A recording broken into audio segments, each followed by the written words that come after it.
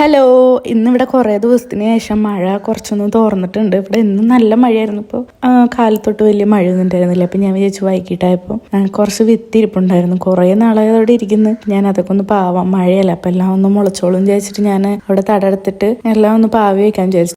ആദ്യം നട്ടത് ചീരയാണ്. ചീര വിത്ത് ശരിക്കും ഇങ്ങനെയാണോ നടേണ്ടതെന്ന് എനിക്കറിയില്ല. പക്ഷെ ഞാനിങ്ങനെ ഒരു കുന്നിന്റെ മേലെ മണ്ണിങ്ങനെ കൂന കുട്ടിയിട്ട് വെക്കണമെന്നാണ് ഞാൻ കണ്ടിട്ടുള്ളത്. അപ്പൊ ഞാൻ അങ്ങനെ ആദ്യം അത് ഒക്കെ വിട്ടു. അതിനുശേഷം നമ്മൾ ഇങ്ങനെ മീഷോ എന്നല്ല, ഫ്ലിപ്കാർട്ടിൽ നിന്നാണ് തോന്നുന്നുണ്ട്, ഞാൻ ഇങ്ങനെ കുറച്ച് വിത്തുകൾ മേടിച്ചിട്ടുണ്ടായിരുന്നു. അപ്പൊ അതും ഇരിപ്പുണ്ടായിരുന്നു. അപ്പൊ അതിൽ നിന്ന് നമ്മുടെ നാട്ടിൽ ആവും എന്ന് തോന്നിയത് കുറച്ചെടുത്ത് ഞാൻ അതും നട്ടു.